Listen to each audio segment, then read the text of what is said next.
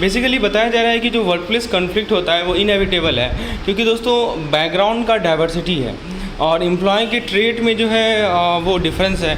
इस कारण से वर्क प्लेस कॉन्फ्लिक्ट बहुत इनएविटेबल है, इसको रोका नहीं जा सकता। कॉन्फ्लिक्ट को आप इंसल्ट से, नॉन कोऑपरेशन से, बुलिंग से, एंगर से, किसी भी तरह से आप एक्सप्रेस कर सकते हैं, राइट। सो फ्रेंड्स, कॉन्फ्लिक्ट को कैसे एक्सप्रेस कर सकते हैं इसके बारे में बताया जा रहा है। सो कॉन्फ्लिक्ट को आप non cooperation, insult, bullying, anger, इन सभी से एक्सप्रेस कर सकते हैं। जो वर्क प्लेस कॉन्फ्लिक्ट का काउजेज है इसमें personality clash, miscommunication, organisational mismanagement, ये सभी आता है। So these are all causes of work place conflict. तो वर्क प्लेस कॉन्फ्लिक्ट का नेगेटिव इफेक्ट हो सकता है, जैसे कि वर्क डिसरप्शन, वर्कमेट को डिसरप्शन हो जाना, प्रोडक्टिविटी घट जाना, प्रोजेक्ट का फेलियर हो जाना, एब्सेंटिज्म, टर्नओवर, टर्मिनेशन, ये सभी हमारे वर्क प्लेस कॉन्फ्लिक्ट के नेगेटिव इफेक्ट हैं। इमोशन स्ट्रेस के कारण दोस्तों both cause and result from work place conflict. कभी कभी वर्क प्लेस कॉन्फ्लिक्ट के कारण इमोशनल स्ट्रेस आ जाता है। ऑर्गेनाइजेशन का एम होना चाहिए कि इफेक्टिवली मैनेज करें, रिजॉल्व करें कॉन्फ्लिक्ट को। जो टेंशन है, जो एंग्जाइटी है वर्क प्लेस में, ये बढ़ गया है, जिस कारण से कॉन्फ्लिक्ट होने का बहुत चांसेस बढ़ गया है। कॉन्फ्लिक्ट दोस्तों misplaced prejudices, interpersonal relation, competition and difference of opinion, इन सभी के कारण आ सकता है। वर्क प्लेस को रेस्पेक्ट करना और इमोशन को कंट्रोल करना ये बहुत ज़रूरी है। यदि वर्क प्लेस में फ़ाइट करेंगे तो दोस्तों ये ऑफिस की डेकोरम को स्पॉइल करता है और नेगेटिविटी काउज करता है। ये ज़रूरी है कि हम डिस्कशन के माध्यम से सॉल्यूशन को फाइंड करें और दूसरे की ओपिनियन को रेस्पेक्ट करें। दोस्तों कॉन्फ्लिक्ट क्या करता है कि प्रीसियस टाइम को वेस्ट करता है, जो कि हम यूज़ कर सकते हैं किसी प्रोडक्टिव वर्क में। कॉन्फ्लिक्ट में इंगेज करने से क्या होता है दोस्तों कि एम्प्लॉय अपने कंसंट्रेशन को, इंटरेस्ट को, आउटपुट को लूज़ कर देते हैं। शाउटिंग को अवॉइड करना चाहिए, एक मिडिल पाथ अप्रोच को रिकमेंड किया जाना चाहिए। एम्प्लॉय को रिलोकेट करना चाहिए जो कि कॉन्फ्लिक्ट में है, किसी डिस्टिंक्ट जॉब में। ये क्रूशियल स्टेप होता है कॉन्फ्लिक्ट को हैंडल करने का। तो दोस्तों बात करते हैं कॉन्फ्लिक्ट के कंसेप्ट को और डेफिनेशन को। एम्प्लॉयर एक सिग्निफिकेंट रोल प्ले करते हैं कॉन्फ्लिक्ट को प्रिवेंट करने के लिए। कैसे? एक वर्कप्लेस कल्चर डेवलप किया जाए based on fairness, trust and mutual respect. Conflict का एडवर्स इफेक्ट पड़ता है बिजनेस में, खासकर बैंक जैसे सर्विस ऑर्गेनाइजेशन में। कॉन्फ्लिक्ट मैनेजमेंट को एक important aspect of business treat किया जाना चाहिए और एडमिनिस्ट्रेटिव रोल इन बैंक। दोस्तों जो हमारा स्किल्ड और कैपेबल एग्जीक्यूटिव है उनको रिस्पॉन्सिबिलिटी देना चाहिए कि वो कॉन्फ्लिक्ट मैनेजमेंट को हैंडल करें। Performance in conflict management should be include as a key performance indicator. यानी कॉन्फ्लिक्ट मैनेजमेंट में जो परफॉर्मेंस है उसे आपको KPI के रूप में लेना है। KPI क्या होता है? की परफॉर्मेंस इंडिकेटर होता है, और ये परफॉर्मेंस अप्रेजल में भी रिफ्लेक्ट होना चाहिए। कॉन्फ्लिक्ट एक नॉर्मल पार्ट है किसी हेल्दी रिलेशनशिप का और ह्यूमन एक्सपीरियंस का। कॉन्फ्लिक्ट तब अराइज होता है जब इंडिविजुअल या ग्रुप जो है वो unable to obtain what they need, मतलब जो उनको चाहिए वो उनको नहीं मिलता है, या वो जो चाह रहे हैं जब अपना सेल्फ इंटरेस्ट वॉलेट होता है। कॉन्फ्लिक्ट एक शार्प डिसएग्रीमेंट है, अपोजिशन है इंटरेस्ट का या आइडियाज़ का। दोस्तों बेसिकली इंडिविजुअल के बीच में जो डिसएग्रीमेंट होता है इस कारण से कॉन्फ्लिक्ट होता है, फाइट्स होते हैं। कॉन्फ्लिक्ट तब होता है जब इंडिविजुअल के पास अलग वैल्यूज़ हो, अलग ओपिनियन हो, अलग नीड्स हो, अलग इंटरेस्ट हो, और एक मिडिल ग्राउंड वो फाइंड नहीं कर पा रहे हो। कॉन्फ्लिक्ट एक सिचुएशन है जहाँ पे लोग, ग्रुप या कंट्रीज डिसएग्री करते हैं, इन्वॉल्व होते हैं सीरियस आर्गूमेंट में। मैकलिन ने डिफाइन किया कॉन्फ्लिक्ट को, it is an struggle which is associated with opposing goals, desires, demands, wants and needs. Conflict दोस्तों थॉट प्रोसेस में जो डिफरेंसेस होते हैं उससे कॉन्फ्लिक्ट आता है। एटीट्यूड में डिफरेंस से कॉन्फ्लिक्ट आता है, अंडरस्टैंडिंग में, इंटरेस्ट में, रिक्वायरमेंट में, परसेप्शन में, इन सभी में जो हमारे डिफरेंसेस होते हैं उस कारण से कॉन्फ्लिक्ट आता है। कॉन्फ्लिक्ट के कारण हीटेड आर्गूमेंट होता है, फिजिकल एब्यूज़ होता है, कभी कभी पीस और हार्मोनी का लॉस होता है। दोस्तों जो रिलेशनशिप है उसको चेंज किया जा सकता है, डैमेज किया जा सकता है कॉन्फ्लिक्ट के कारण। कॉन्फ्लिक्ट नेचुरल होता है, किसी फैमिली के अंदर हो सकता है, फ्रेंडशिप के अंदर हो सकता है, वर्क प्लेस के अंदर हो सकता है। कॉन्फ्लिक्ट को रिजॉल्व करना एक हेल्दी तरीके से ये ज़रूरी है, रदर देन फियरिंग और अवॉइडिंग इट। फियर करने से, अवॉइड करने से कॉन्फ्लिक्ट कहीं नहीं जाएगा। कोलैबोरेशन बहुत ज़रूरी है जब भी कोई रिलेशनशिप कॉन्फ्लिक्ट को इनकाउंटर करता है। कॉन्फ्लिक्ट को हैंडल करना ये इन्फ्लुएंस करेगा, रिइंफोर्स करेगा या रिलेशनशिप को डिस्ट्रॉय करेगा।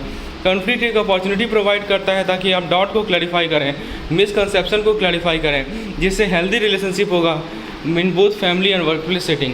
दोस्तों कॉन्फ्लिक्ट और वर्क प्लेस की बात करें तो कॉन्फ्लिक्ट एक कॉम्प्लेक्स कंसेप्ट है जिसमें अलग अलग इंटरप्रिटेशन होता है सब्जेक्ट एक्सपर्ट का और स्पेशलिस्ट का। कॉन्फ्लिक्ट को एक नेचुरल फिनोमेना भी देखा जाता है, ऑब्स्ट्रक्टिव बिहेवियर देखा जाता है। दोस्तों कॉन्फ्लिक्ट के कारण कॉन्फ्लिक्ट कैन अराइज अनकॉन्शियसली और consciously when individual are aware of their need and react to achieve their goal. यानी कॉन्फ्लिक्ट जो है अनकॉन्शियस वे में या कॉन्शियस वे में राइज हो सकता है। दोस्तों जो मिसमैनेज कॉन्फ्लिक्ट होता है वो रिलेशनशिप को हार्म करता है, लेकिन कॉन्फ्लिक्ट को हैंडल करना रेस्पेक्टफुल और पॉजिटिव मैनर में ये बॉन्ड को स्ट्रेंथन भी करता है। दोस्तों अर्लियर आइडेंटिफिकेशन, यानी आप पहले आइडेंटिफाई कर लें, और sincere effort to resolve conflict, ये बेनिफिशियल होता है। कॉन्फ्लिक्ट मैनेजमेंट स्किल को सीखना, इससे क्या होता है कि आप डिफरेंसेस को रिजॉल्व कर सकते हैं, स्ट्रॉन्ग रिलेशनशिप को बिल्ड कर सकते हैं। कॉन्फ्लिक्ट एक नॉर्मल ऑकरेंस है वर्क प्लेस में, और इस कारण से टीम का मोराल कम होता है, एब्सेंटिज्म बढ़ता है, प्रोडक्टिविटी कम होता है। वर्क प्लेस कॉन्फ्लिक्ट हार्मोनी और स्टेबिलिटी को डिसरप्ट करता है। Frustration, pain, discomfort, sadness, anger, ये सभी काउज करते हैं। मैनेजर एक सिग्निफिकेंट अमाउंट ऑफ टाइम को स्पेंड करते हैं वर्क प्लेस कॉन्फ्लिक्ट को रिजॉल्व करने में। जो कॉमन रिस्पॉन्स होता है कॉन्फ्लिक्ट का वो होता है फ्लाइट और फाइट रिस्पॉन्स। कुछ लोग प्रेफर करते हैं कि सिचुएशन को अवॉइड करें, कुछ कन्फ्रंटेशन में इंगेज होते हैं कुछ लोग। चाहे वो दोनों रिस्पॉन्स हो, चाहे वो अवॉइड करना हो या इंगेज करना हो, इस कारण से डिस्कम्फर्ट आता है, डिससेटिस्फैक्शन आता है, क्योंकि कोई रिजोल्यूशन ही नहीं अचीव होता है। तो एक होता है फ्लाइट रिस्पॉन्स, एक होता है फाइट रिस्पॉन्स। या तो आप अवॉइड कर दें या आप इंगेज हो जाएं। दोनों के दोनों रिस्पॉन्स से क्या होगा, डिस्कम्फर्ट होगा, डिससेटिस्फैक्शन होगा। तो वर्क प्लेस में कॉन्फ्लिक्ट इनेविटेबल है, लेकिन आप डिसएग्रीमेंट को हैंडल कीजिए, मिसअंडरस्टैंडिंग को हैंडल कीजिए, स्ट्रगल को हैंडल कीजिए। एक ओपन माइंड रखना, एक पॉजिटिव अप्रोच रखना, इससे कॉन्फ्लिक्ट को मैनेज करना आसान हो जाता है। Conflict disrespect, unnecessary tension organisation में क्रिएट करेगा। फाइट में इंगेज करना दोस्तों कलीग के साथ, ये अपना रेपुटेशन भी टार्निश करता है, चाहे आपका परफॉर्मेंस एक्सेलेंट हो या डिलीजेंस। लेकिन इसके अलावा दोस्तों ये एडवाइजेबल है कि आप सिंसियर वर्क पे फोकस करें, अननेसेसरी टेंशन को अवॉइड करें और एक फ्रेश माइंडसेट के साथ काम पे आएँ। फाइटिंग जो है आपको सॉल्यूशन नहीं प्रोवाइड करेगा, ये टेंशन ही बढ़ाएगा। इसीलिए बेटर है कि कॉम्प्रोमाइज़ करें और इंगेज करें टीम के साथ डिस्कशन में। दोस्तों पोलाइट करेक्शन, कंस्ट्रक्टिव कम्युनिकेशन, ये इसको इनकरेज किया जाना चाहिए instead of unnecessary fault finding और क्रिटिसिज्म। दोस्तों रिकॉग्नाइज कीजिए कि जो भी लोग ऑफिस में हैं वो एक बड़े फैमिली के हिस्सा हैं जो कि एक कॉमन गोल के रूप में काम कर रहे हैं। कॉन्फ्लिक्ट को अवॉइड करना और कंसंट्रेट करना गोल को अचीवमेंट में, ये वर्क प्लेस में प्रायोरिटी होना चाहिए। वर्क को अप्रोच कीजिए काल्म और कंपोज माइंड से, ये ज़रूरी है। कॉन्फ्लिक्ट के कैरेक्टरिस्टिक्स की बात करें तो हाइपर होना, इम्पल्सिवली रिएक्ट करना किसी स्टेटमेंट का वर्क प्लेस में, ये ज़रूरी है कि हम इसे अवॉइड करें। Adopting a professional approach and trying to resolve differences with colleague is recommended. सभी को रिस्पेक्ट करें, अंडरस्टैंड करें कि फाइटिंग का सॉल्यूशन है नहीं। कॉन्फ्लिक्ट एक यूनिवर्सल फिनोमेना है जो कि कभी भी हो सकता है जब कोई इनकम्पैटिबल गोल होगा या स्केयर रिसोर्स होंगे। कॉन्फ्लिक्ट दोस्तों इंटरफेरेंस से एसोसिएटेड होता है और ये एक आपका पुअर रिलेशनशिप दिखाता है। Conflict can not be completely avoided, लेकिन इसको रिजॉल्व किया जा सकता है। कॉन्फ्लिक्ट हमेशा बैड नहीं होता, ये अपॉर्चुनिटी प्रोवाइड करता है ग्रोथ के लिए और इम्प्रूवमेंट के लिए। कॉन्फ्लिक्ट का मेन कैरेक्टरिस्टिक्स है कि ये इन्वॉल्व करता है अपोजिशन को। इट ऑकर्स व्हेन इंडिविजुअल और group are in disagreement. Conflict तब होता है जब कोई अपोजिशन हो या डिसएग्रीमेंट हो इंडिविजुअल या ग्रुप के बीच में। कॉन्फ्लिक्ट दोस्तों सिंपल डिसएग्रीमेंट से बियॉन्ड जा सकता है। दोस्तों कॉन्फ्लिक्ट का जो रिस्पॉन्सेस होते हैं वो इन्फ्लुएंस होते हैं personal perception, experience, culture, values and belief से। कॉन्फ्लिक्ट इनएविटेबल है रिलेशनशिप में। दोस्तों कॉन्फ्लिक्ट होता है आइडियाज़ में डिफरेंस, वैल्यूज़ में डिफरेंस, परसेप्शन में डिफरेंस या इंटरप्रिटेशन ऑफ सिचुएशन में डिफरेंस। ऑर्गेनाइजेशन दोस्तों लोगों को एम्प्लॉय करती है अलग अलग बैकग्राउंड से, अलग कल्चरल और इंटेलेक्चुअल पर्सपेक्टिव होता है, इस कारण से पोटेंशियल बढ़ता है कॉन्फ्लिक्ट का। तो डाइवर्स वर्क एनवायरनमेंट में कॉन्फ्लिक्ट इनएविटेबल है। कॉन्फ्लिक्ट हमेशा एग्जिस्ट करेगा ह्यूमंस में और इसको अवॉइड नहीं किया जा सकता। कॉन्फ्लिक्ट को इंटायरली अवॉइड नहीं कर सकते क्योंकि एजुकेशन, बैकग्राउंड, ट्रेनिंग सभी में डिफरेंस होते हैं। कॉन्फ्लिक्ट एक अपॉर्चुनिटी प्रोवाइड करता है पर्सनल और प्रोफेशनल ग्रोथ के लिए। कॉन्फ्लिक्ट को रिजॉल्व करना एक ट्रस्ट को बिल्ड करता है और रिलेशनशिप को स्ट्रेंथन करता है। दोस्तों टाइप ऑफ कॉन्फ्लिक्ट की बात करें तो कॉन्फ्लिक्ट नॉर्मल आस्पेक्ट है लाइफ का, ये डे टू डे लाइफ में होता है। Timely and precise resolution of conflict necessary. तो बहुत सारे व्यू पॉइंट्स है कॉन्फ्लिक्ट पे। जो ट्रेडिशनलिस्ट हैं वो उनको बैड देखते हैं, उनको कहते हैं कि अवॉइड होना चाहिए। जो ह्यूमन रिलेशन एक्सपर्ट हैं वो उन्हें नेचुरल देखते हैं और एक अपॉर्चुनिटी देखते हैं क्रिएटिविटी का और परसुएजन का। और जो हमारे इंटीग्रेशनिस्ट होते हैं वो उन्हें इनएविटेबल देखते हैं और हेल्पफुल देखते हैं यदि ये प्रॉपरली मैनेज किया जाए। तो प्रॉपर डायग्नोसिस और रिजोल्यूशन की है कॉन्फ्लिक्ट रिजोल्यूशन का। अब जरा बात करते हैं रिलेटिव कॉन्फ्लिक्ट का। तो दोस्तों टास्क कॉन्फ्लिक्ट के अंदर क्या होता है कि work detail, goal, assignment, resource sharing, procedure, policies, interpretation of fact, इन सभी में डिफरेंसेस आते हैं। ये आसान है कि इसको सॉल्व करना आसान है as compare to other type of conflict, यानी टास्क कॉन्फ्लिक्ट को सॉल्व करना आसान है दूसरे कॉन्फ्लिक्ट के रेस्पेक्ट में, और इसे आप रिजॉल्व कर सकते हैं एक्सेलेंट कम्युनिकेशन, एक्टिव लिसनिंग और एम्प्लॉय डिबेट के माध्यम से। टास्क कॉन्फ्लिक्ट के कारण प्रोडक्टिव डिस्कशन होगा, ये प्रोडक्टिविटी को बढ़ाएगा किसी ऑर्गेनाइजेशन के अंदर। बेस्ट तरीका है टास्क कॉन्फ्लिक्ट को रिजॉल्व करने का, वो है कोलैबोरेटिव प्रॉब्लम सॉल्विंग, जहाँ पे दोनों पार्टी साथ साथ काम करते हैं ताकि सॉल्यूशन को फाइंड कर सकें। रिलेशनशिप कॉन्फ्लिक्ट पर्सनल होता है। देखिए ये था हमारा task conflict. Relationship conflict personal होता है, ये राइज होता है disagreement and difference between individual और ग्रुप। ये most challenging type of conflict है, किसी को डिफ्यूज करना, रिजॉल्व करना। ये जॉब कमिटमेंट को इम्पैक्ट करेगा, प्रोडक्टिविटी, ट्रस्ट, वर्क परफॉर्मेंस को इम्पैक्ट करेगा। रिलेशनशिप कॉन्फ्लिक्ट दोस्तों अलग पर्सनैलिटी, अलग स्टाइल, अलग टास्क, अलग टेस्ट, अलग वर्किंग स्टाइल के कारण आता है।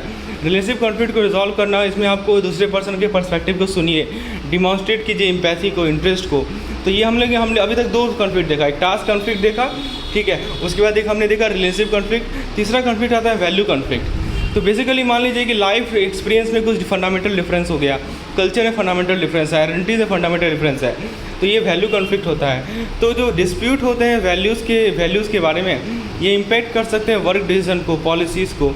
तो वैल्यू कॉन्फ्लिक्ट के कारण defensiveness, distrust, alienation, potentially causing adverse effect on the organisation. एक वैल्यू बेस्ड डिस्प्यूट को रिजॉल्व करना प्राइमरी गोल नहीं होगा, लेकिन दोस्तों फोकस होना चाहिए कि हम म्यूचुअल अंडरस्टैंडिंग को फॉस्टर करें, रेस्पेक्ट को फॉस्टर करें डायलॉग के माध्यम से। एम ये है कि हम कॉग्निटिव अंडरस्टैंडिंग को अचीव करें, एक्यूरेटली कॉम्प्रिहेंड करें एक दूसरे के पर्सपेक्टिव को। दोस्तों इंट्रा इंडिविजुअल या इंट्रा पर्सनल कॉन्फ्लिक्ट की बात करें तो इंट्रा इंडिविजुअल या इंट्रा पर्सनल कॉन्फ्लिक्ट का मतलब एक ऐसा कॉन्फ्लिक्ट जो कि किसी इंडिविजुअल के अंदर अराइज होगा, जहाँ पे उनका ऑब्जेक्टिव और विज़न डिफर करेगा कंपनी के ओवरऑल विज़न एंड ऑब्जेक्टिव से। दोस्तों 3 तरह के intra individual intra personal conflict होते हैं। एक होते हैं गोल कॉन्फ्लिक्ट, एक होते हैं कॉन्फ्लिक्ट फ्रॉम फ्रस्ट्रेशन, एक होते हैं रोल कॉन्फ्लिक्ट। गोल कॉन्फ्लिक्ट तब होता है जब कोई इंडिविजुअल कॉम्पिटिंग रोल को फेस करेगा। इसमें दोस्तों approach conflict, approach avoidance conflict, avoidance conflict आते हैं। फ्रस्ट्रेशन से जो कॉन्फ्लिक्ट होता है दोस्तों वो तब अराइज होता है जब इंडिविजुअल का जो मोटिवेटेड ड्राइव है वो ब्लॉक हो जाए इससे पहले कि वो डिज़ायर गोल तक पहुँचे, क्योंकि एक्सटर्नल या इंटरनल बैरियर के कारण। जो फ्रस्ट्रेटेड इंडिविजुअल होंगे वो डिफेंसिव मैकेनिज्म को अडॉप्ट करेंगे, जैसे aggression, withdrawal, fixation, compromise. Role conflict तब होता है जब कोई इंडिविजुअल को मल्टीपल रोल को फुलफिल करना पड़े साइमल्टेनियसली, लेकिन उससे समय ना हो और रिसोर्सेज ना हो ऐसा करने के लिए। जो ऑर्गेनाइजेशन में इंडिविजुअल हैं उनके पास मल्टीपल रोल है और कॉन्फ्लिक्ट किसी भी कारण से राइज हो सकता है, कॉन्फ्लिक्टिंग डिमांड के कारण, एक्सपेक्टेशन के कारण। जो सबसे इंपॉर्टेंट रोल है वो ये है, देखिए ऑर्गेनाइजेशन बिहेवियर के स्टडी में सबसे इंपॉर्टेंट रोल है organisation role. Role conflict 3 major type के होते हैं। पहला होता है पर्सन और रोल के बीच में कॉन्फ्लिक्ट, दूसरा होता है इंट्रा रोल कॉन्फ्लिक्ट, तीसरा होता है इंटर रोल कॉन्फ्लिक्ट। तो वर्कप्लेस में जो कॉन्फ्लिक्ट होता है वो values, motivation, perception, ideas, desire, इन सभी के डिफरेंसेस के कारण आते हैं। कॉन्फ्लिक्ट दोस्तों पर्सनल नीड से भी ड्राइव हो सकता है। फिर दोस्तों ईगो ड्रिवन कॉन्फ्लिक्ट होता है, इस कारण से विल लॉस सिचुएशन होता है। ओवर स्ट्रेस एम्प्लॉय कंट्रीब्यूट करते हैं कॉन्फ्लिक्ट को ऑर्गेनाइजेशन में। दोस्तों रेसिस्टेंस टू चेंज ये कॉमन काउज है कॉन्फ्लिक्ट का, क्योंकि एम्प्लॉय फियर करते हैं कि अननोन और लैक कॉन्फिडेंस मैनेजमेंट की एबिलिटी में टू हैंडल चेंज। दोस्तों रेसिस्टेंस टू चेंज, मान लीजिए कि वर्कप्लेस में चेंज कोई नहीं लेना चाहता है, कुछ भी चेंज आए तो उसे रेसिस्ट करता है। ये जो रेसिस्टेंस टू चेंज होता है ना, इस कारण से कॉन्फ्लिक्ट आता है मैनेजमेंट और एम्प्लॉय के बीच में। जो इफेक्टिव चेंज मैनेजमेंट है इसमें आप एम्प्लॉय को गाइड कीजिए चेंज प्रोसेस के थ्रू आउट और उन्हें हेल्प कीजिए समझने में कि क्या कारण है चेंजेस का। कुछ वर्क हैबिट है एम्प्लॉय का, जैसे एक्सेसिव डिलीजेंस या रीचेकिंग फाइल, ये कंट्रीब्यूट कर सकते हैं कॉन्फ्लिक्ट में। जो रिजॉल्विंग कॉन्फ्लिक्ट कैसे होगा, देखिए वर्क से जो कॉन्फ्लिक्ट को रिजॉल्व करना है इसको आप counselling, better communication, frank discussion, इन सभी के माध्यम से अवॉइड कर सकते हैं। Poor communication including different communication style, lack of information sharing, इस कारण से मिसअंडरस्टैंडिंग बढ़ेगा, कॉन्फ्लिक्ट बढ़ेगा। ओपन और precise communication, active listening, managing verbal and non verbal behaviour, ये सभी कॉन्फ्लिक्ट को प्रिवेंट करते हैं। पर्सनैलिटी क्लैश जो होते हैं टीम मेंबर के बीच में, वैसे टीम मेंबर जो कि अलग अलग बैकग्राउंड के हैं उनके बीच में पर्सनैलिटी क्लैश होना, कल्चर, मान लीजिए कि ऐसे टीम मेंबर जो कि अलग बैकग्राउंड के हैं, अलग कल्चर के, अलग प्रेफरेंस के, एक्सपीरियंस, टेम्परामेंट, कैपेबिलिटी, तो अलग मतलब कि टीम मेंबर जो कि अलग अलग बैकग्राउंड्स के हैं उनके बीच में पर्सनैलिटी क्लैश के कारण कॉन्फ्लिक्ट हो सकता है। मैनेजर्स के पास रिस्पॉन्सिबिलिटी है कि वो समझे और एक्सेप्ट करे अलग अलग अप्रोचेस को काम का और प्रॉब्लम सॉल्विंग का। अब जरा बात करते हैं कॉन्फ्लिक्ट के फेजेस कौन कौन से हैं। दोस्तों एक या एक से ज़्यादा एम्प्लॉय का पुअर परफॉर्मेंस जो कि अपने पोटेंशियल को मीट नहीं कर पा रहे हैं, इस कारण से कॉन्फ्लिक्ट होगा यदि आप इशू को एड्रेस ना कर पाएँ। नेसेसरी ट्रेनिंग देना, डेवलपमेंट अपॉर्चुनिटी देना एम्प्लॉय को, इससे वो अपने परफॉर्मेंस को इम्प्रूव कर सकते हैं, कॉन्फ्लिक्ट को प्रिवेंट कर सकते हैं। जो इनकॉम्पिटेंट मैनेजर होंगे या सुपरवाइजर होंगे जो कि बाइस एग्जिबिट करेंगे या दोनों साइड ऑफ कन्वर्सेशन को नहीं सुनेंगे, वो कंट्रीब्यूट करते हैं कॉन्फ्लिक्ट वर्क प्लेस में। इफेक्टिव सुपरविजन और कॉम्पिटेंट मैनेजमेंट ये हेल्प करता है कॉन्फ्लिक्ट को अवॉइड करने में, जो कि काउज होता है पुअर सुपरविजन के कारण। दूसरा रीजन है कॉन्फ्लिक्ट का वर्क प्लेस में एक है insufficient remuneration, stressful working condition, weak leadership, poor organisational structure, lack of teamwork, status related issue, power struggle, incongruence between job requirement and employee preference and lack of transparency at the management level. तो ये सभी factor के कारण दोस्तों dissatisfaction आता है और कभी कभी दोस्तों ये सभी कॉन्फ्लिक्ट में भी एस्केलेट हो सकते हैं। सो फ्रेंड्स, कॉन्फ्लिक्ट जो है 5 स्टेजेस से होके गुजरते हैं। So let us study what are those 5 stages. So पहला स्टेज है दोस्तों प्रील्यूड फेज, इसमें फैक्टर्स होते हैं जो कि पोटेंशियली कॉन्फ्लिक्ट को काउज करते हैं। दूसरा फेज होता है ट्रिगरिंग फेज, जहाँ पे एक इवेंट जो है कॉन्फ्लिक्ट को ट्रिगर करता है। तीसरा होता है परसेप्शन फेज, जहाँ पे इंडिविजुअल परसीव करते हैं कॉन्फ्लिक्ट को। तो क्या क्या बताया? Prelude phase. प्रील्यूड फेज में क्या होता है कि इसमें फैक्टर्स होते हैं जो कि कॉन्फ्लिक्ट को काउज करते हैं। दूसरा होता है ट्रिगरिंग फेज, जहाँ पे इवेंट ट्रिगर करता है कॉन्फ्लिक्ट को। तीसरा परसेप्शन फेज, जहाँ पे इंडिविजुअल परसीव करते हैं कॉन्फ्लिक्ट को। चौथा मैनिफेस्टेशन फेज, जहाँ पे कॉन्फ्लिक्ट विजिबल होता है और वो एस्केलेट करता है। और पांचवा होता है आफ्टरमैथ फेज, जहाँ पे कॉन्फ्लिक्ट को रिजॉल्व किया जाता है या मैनेज किया जाता है। दोस्तों कॉन्फ्लिक्ट रिजोल्यूशन की बात करें तो कॉन्फ्लिक्ट रिजोल्यूशन के अंदर क्या होता है कि आप कॉन्फ्लिक्ट को हैंडल करते हैं हेल्दी मैनर में, ताकि इररेपेबल रिफ्ट्स को और डिस्प्यूट को प्रिवेंट कर सकें। कॉन्फ्लिक्ट को रिजॉल्व करना पॉजिटिव वे में इन अंडरस्टैंडिंग बढ़ाता है, ट्रस्ट बिल्ड करता है, रिलेशनशिप को स्ट्रेंथन करता है। ये इंपॉर्टेंट है कि हम फियर ना करें, अवॉइड ना करें कॉन्फ्लिक्ट को, लेकिन सीखें कि कैसे इसे इफेक्टिवली रिजॉल्व किया जाए। कॉन्फ्लिक्ट रिजोल्यूशन एक स्किल है जिसको डेवलप किया जा सकता है, प्रैक्टिस किया जा सकता है। तो 3 सबसे इंपॉर्टेंट फार्मूला है कॉन्फ्लिक्ट रिजोल्यूशन का। पहले listening, talking and resolving. Active listening एक क्रूशियल है कॉन्फ्लिक्ट रिजोल्यूशन में, ताकि इंश्योर करें कि दोनों पार्टीज हर्ड फील करें, अंडरस्टूड फील करें। क्लियर और ओपन कम्युनिकेशन जरूरी है सक्सेसफुल कॉन्फ्लिक्ट रिजोल्यूशन के लिए। एप्रोप्रिएट कम्युनिकेशन टैक्टिक्स को एम्प्लॉय किया जाए जब भी आप कॉन्फ्लिक्ट के साथ डील करें। तो कॉन्फ्लिक्ट का जो रिजोल्यूशन है अल्टीमेट गोल होता है लिसनिंग के बाद और टॉकिंग के बाद, मतलब आपने इशूज़ को समझ लिया, सुन लिया और उसके बारे में बात कर लिया, इसके बाद आता है रिजोल्यूशन। तो helpguide.org suggest a process for resolving conflict effectively. आप देखिए ये एक साइट है जो कि कुछ प्रोसेस बताता है कैसे आप कॉन्फ्लिक्ट को रिजॉल्व कर सकते हैं। तो सबसे पहले listen not only to what is said but also to the emotion involve. आप इमोशन को भी सुनिए, केवल यही नहीं कि क्या बोला जा रहा है। आप कॉन्फ्लिक्ट रिजोल्यूशन को प्रायोरिटाइज कीजिए ओवर विनिंग और प्रूविंग वनसेल्फ राइट। तो आप ये देखिए, एक होता है कि एक आदमी को सही ठहराना, उसके ऊपर आप कॉन्फ्लिक्ट रिजोल्यूशन को प्रायोरिटाइज कीजिए। आप प्रेजेंट सिचुएशन पे फोकस कीजिए rather than dwelling on the past conflict. यानी पहले का कोई कॉन्फ्लिक्ट है तो उस पर ध्यान मत दीजिए, अभी का क्या कॉन्फ्लिक्ट है, प्रेजेंट सिचुएशन क्या है, उस पर ध्यान दीजिए। फिर दोस्तों बैटल को वाइडली चूज कीजिए इशूज़ के इंपॉर्टेंस को समझते हुए। फिर दोस्तों दूसरे को फॉरगिव भी कीजिए।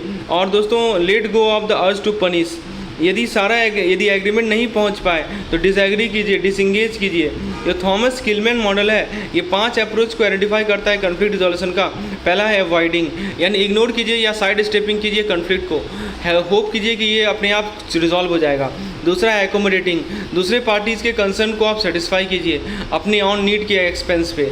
तीसरा है कॉम्प्रोमाइजिंग, एक रिजोल्यूशन को फाइंड कीजिए जो कि पार्शियली सेटिस्फाई करेगा सभी पार्टीज़ को। कोलैबोरेटिंग में क्या होता है कि एक साथ काम करना ताकि एक विन विन से सॉल्यूशन को फाइंड कर सकें जो कि सभी लोगों की नीड को सेटिस्फाई करे। और कॉम्पिटिंग में होता है दोस्तों अपना इंटरेस्ट को एजर्ट करना और गोल को एजर्ट करना बिना दूसरे के पर्सपेक्टिव को कंसिडर किए हुए।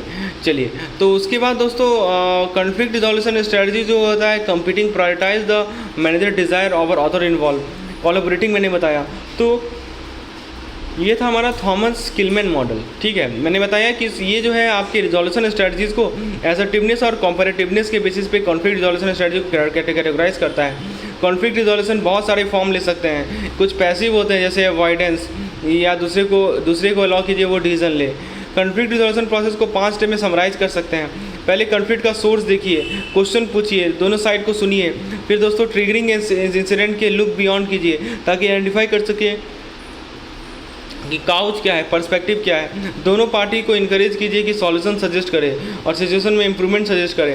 पार्टीज़ को इवैल्यूएट करवाइए, नेगोशिएट करवाइए सजेस्टेड सॉल्यूशन को। एग्रीमेंट को फैसिलिटेट कीजिए, इंप्लीमेंट कीजिए चूजन सॉल्यूशन को जब आप मॉनिटर कर रहे हैं प्रोसेस को।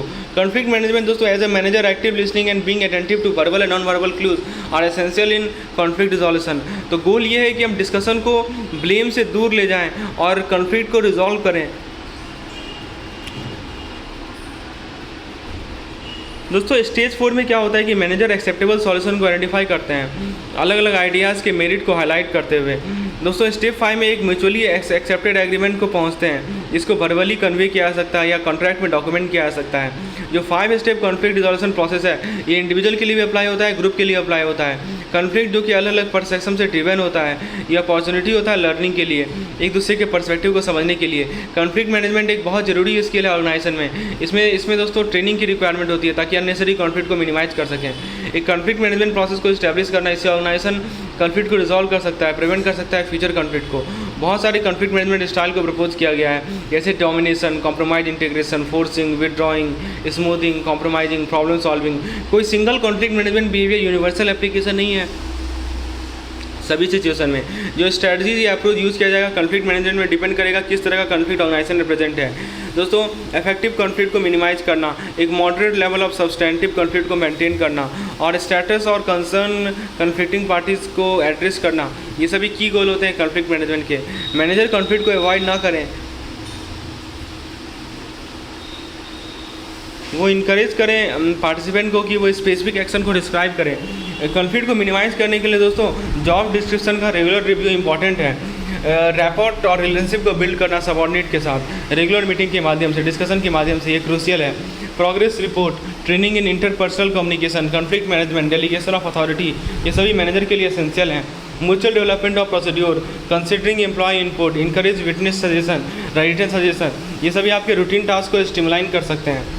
दोस्तों म्यूचुअल डेवलपमेंट ऑफ प्रोसीड्योर, तो आप क्या कीजिए कि डिफ़िकल्ट सिचुएशन के एग्जिस्टेंस को एक्नॉलेज कीजिए और एक ऑनेस्ट और क्लियर कम्युनिकेशन को मेंटेन करें। इंडिविजुअल को अलाउ करें जो कि कॉन्फ्लिक्ट में इन्वॉल्व है कि वो अपने फीलिंग को एक्सप्रेस करें, इंश्योर करें कि उनके इमोशन को एक्नॉलेज किया जा रहा है। समझें, डिफाइन करें प्रॉब्लम को, एम्प्लॉय के साथ सेपरेटली मीट करें, उनको क्वेश्चन करें सिचुएशन के बारे में, डिटरमाइन करें कन्फ्लिक्टिंग पार्टीज़ की नीड क्या है, ठीक है, रेदर देन आप इस बात पे फोकस ना करें कौन सही है कौन गलत है। कॉमन एरिया ऑफ एग्रीमेंट को आइडेंटिफाई करें, चाहे वो कितना भी छोटा क्यों ना हो, मतलब दोनों पार्टीज़ के बीच में कुछ तो एरिया होगा एग्रीमेंट का, उसे आइडेंटिफाई करें।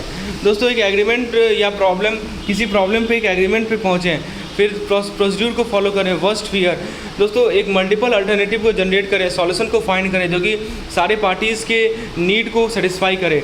दोस्तों एक्शन पे डिसाइड करें क्या क्या एक्शन लिया जाए, इंश्योर करें कि ट्रीटमेंट जेन्यून हो, एग्रीमेंट जेन्यून हो सभी के बीच में।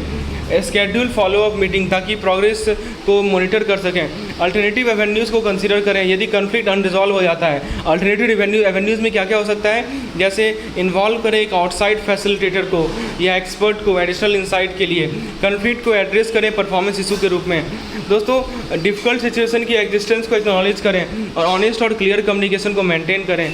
जो भी इंडिविजुअल कॉन्फ्लिक्ट में इन्वॉल्व हैं वो अपने फीलिंग को एक्सप्रेस करें, इंश्योर करें कि उनके इमोशन को एक्नॉलेज किया जा रहा है। प्रॉब्लम को समझें, प्रॉब्लम को डिफाइन करें, एम्प्लॉय के साथ सेपरेटली मीट करके कॉमन एरिया ऑफ एग्रीमेंट को मीट करें। I think we have discuss all this thing. अब जरा बात करते हैं दोस्तों negotiation skill for resolution of conflict. तो नेगोशिएशन यूजफुल होता है जब दो इंडिविजुअल का कॉन्फ्लिक्टिंग आइडिया है कि कैसे हम एक शेयर्ड ऑब्जेक्टिव पे पहुंच सकें।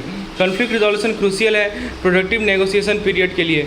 दोस्तों कॉन्फ्लिक्ट के अंदर पावर स्ट्रगल भी हो सकता है, लेकिन पावर को यूज़ करना सॉल्यूशन को फोर्स करने के लिए ये हमेशा फ्यूचर कॉन्फ्लिक्ट को एस्केलेट कर देता है। कॉन्फ्लिक्ट रिजोल्यूशन का एम है कि हम हर एक पार्टी के नीड को एड्रेस करें, इंटरेस्ट को एड्रेस करें through a combination of power based and interest based approach. Negotiation इसके लिए ज़रूरी है ताकि वर्क प्लेस में आप आगे जा सकें, कॉन्फ्लिक्ट को रिजॉल्व कर सकें, कॉन्ट्रैक्ट में वैल्यू क्रिएट कर सकें। कॉन्फ्लिक्ट नेगोशिएशन का फोकस होता है कि एग्रीमेंट को फाइंड करना जो कि पार्टीज़ के कंसर्न को एड्रेस करे। कॉमन सिचुएशन जहाँ पे नेगोशिएशन यूज़ किया जाता है कॉन्फ्लिक्ट रिजोल्यूशन के लिए, इसमें जैसे कि एम्प्लॉय के बीच में कॉन्फ्लिक्ट हो गया, कॉम्पेंसेशन डिस्कशन हो गया, बिजनेस और पब्लिक के बीच में डिस्प्यूट हो गया। स्किल और स्ट्रेटजीज कॉन्फ्लिक्ट रिजोल्यूशन के लिए इसके अंदर effective communication, active listening, understanding different perspective, finding common ground, problem solving, maintaining strong relationship, ये सभी आते हैं। इफेक्टिव कम्युनिकेशन स्किल क्रूशियल होता है कॉन्फ्लिक्ट को प्रिवेंट करने के लिए, जैसे पोलाइटली स्पीक करें, दोस्तों active listening and important for conflict resolution. फिर इनकरेज कीजिए ओपन डिस्कशन के लिए, इनवाइट कीजिए input from all participants. Patience ज़रूरी है ताकि कॉन्फ्लिक्ट को अवॉइड करें। इम्पार्शियल रहना और सपोर्ट करना क्या राइट है rather than blindly siding with the friends can help prevent conflict. Avoids criticising other and instead focus on helping them understand their mistake and guide them toward improvement. दोस्तों एक positive attitude को maintain कीजिए और blame game नहीं blame game को avoid कीजिए या back biting में इंगेज ना होइए। वो फोकस कीजिए कि हम कॉन्फ्लिक्ट को एड्रेस कर लें rather than attacking the person involve. Identify कीजिए शेयर इंटरेस्ट को, कॉमन ग्राउंड को फाइंड कीजिए ताकि विन विन सिचुएशन में पहुंच सकें। दोस्तों एक BATNA होता है, best alternative to negotiated agreement. इसे डिटरमाइन कीजिए दोनों पार्टीज़ के लिए। फिर दोस्तों इफेक्टिव नेगोशिएशन के अंदर एक्टिव पार्टिसिपेशन होता है दोनों साइड से और ये अंडरस्टैंडिंग को प्रमोट करता है, ग्रोथ को प्रमोट करता है रिलेशनशिप में। गोल ये है कि हम बैलेंस को क्रिएट करें गिविंग और गेटिंग के बीच में। इंश्योर करें कि दोनों पार्टीज फील करें कि दोनों ने कुछ तो अचीव किया है वर्थ वाइल। विन लॉज या लॉज आउटकम को कंसीडर किया जाता है फेलियर इन नेगोशिएशन। इस तरह के कंटेंट चाहते हैं, चाहे वो PDF हो, वीडियोज़ हो, मॉक टेस्ट हो, पूरे इंटायर CIB के सिलेबस के लिए, तो हमारे पास CIB का कॉम्प्रिहेंसिव कोर्स है जिसके अंदर PDF, videos, mock test, capsule content ये सभी मिलता है।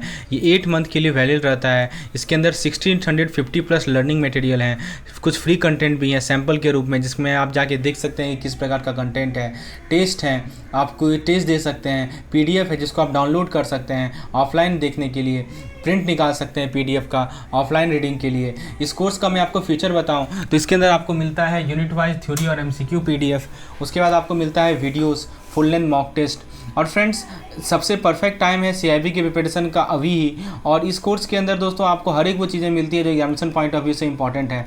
यदि आप एक पार्टिकुलर सब्जेक्ट्स की बात करें और यदि आप इस कोर्स में इनरोल हो जाते हैं तो आपको मैकमिलन बुक परचेज करने की कोई आवश्यकता ही नहीं है, क्योंकि जितने भी नोट्स बनाए गए हैं वो मैकमिलन बुक के प्रत्येक लाइन से बनाए गए हैं। इसका कॉस्ट आप यहाँ देख सकते हैं। डिस्क्रिप्शन में ऐप का लिंक अवेलेबल है, यानी तो मैं कोर्स का लिंक भी प्रोवाइड कर दूंगा। उसके बाद यदि आपको एक सब्जेक्ट स्पेसिफिक कॉम्प्रिहेंसिव कोर्स में ज्वाइन करना है, जैसे मान लीजिए AVM आपका बचा हुआ है, तो AVM का भी कॉम्प्रिहेंसिव कोर्स अवेलेबल है। कॉस्ट यहाँ आप देख सकते हैं। इसके अंदर आपको टेस्ट, PDF, वीडियोज़ ये तीनों चीज़ें मिलती हैं। जैसा कि हमने देख रखा है 6 मंथ तक वैलिडिटी है, यानी नेक्स्ट CIB एग्जामिनेशन तक वैलिड रहेगा। और इसके अंदर आपको 300+ लर्निंग मटेरियल मिलते हैं PDF, वीडियोज़ और मॉक टेस्ट के फॉर्मेट में। उसी प्रकार से हमारा BFM का कॉम्प्रिहेंसिव कोर्स है, ये इंग्लिश हिंदी दोनों में अवेलेबल है। यदि आप सभी चीज़ें इंग्लिश हिंदी में अवेलेबल हैं। यदि आप if you are in well versed, if you want lectures in English then that is also available, and in Hindi it is also available. So BFM का comprehensive course है जिसके अंदर PDF, videos, mock test, daily quizzes ये सभी चीज़ें मिलती हैं। और ये भी 6 मंथ वैलिडिटी है, 500+ लर्निंग मटेरियल है, राइट। तो आप इसमें भी इनरोल हो सकते हैं। AVFM का कॉम्प्रिहेंसिव कोर्स है, BRBL का कॉम्प्रिहेंसिव कोर्स है और इलेक्टिव पेपर का भी ऐसे ही कॉम्प्रिहेंसिव कोर्स है। 5 इलेक्टिव पेपर के कंटेंट मिलते हैं। तो यदि आपको किसी प्रकार की डाउट है CIB से रिलेटेड तो मुझे व्हाट्सएप कर सकते हैं इस पार्टिकुलर नंबर पर, क्योंकि हमारा जो चैनल है ये लगभग पिछले 5 साल से CIB के एस्पिरेंट को हेल्प कर रहा है उनके CIB को क्लियर करने में। तो आप निश्चित रूप से इस पार्टिकुलर इन सभी कोर्स पे रिलाई कर सकते हैं। कुछ हमारे आप ऐप को इंस्टॉल करेंगे तो आपको कुछ टेस्टिमोनियल्स मिल जाएगा। जिन लोगों ने हमारी कोर्स लेकर CIB को क्वालिफाई किया है उसका टेस्टिमोनियल्स है। डिटेल डिस्क्रिप्शन में मैंने वीडियो भी डाल रखा है। यदि आपको किसी प्रकार की रिक्वायरमेंट है तो मुझे व्हाट्सएप करें इस नंबर पर।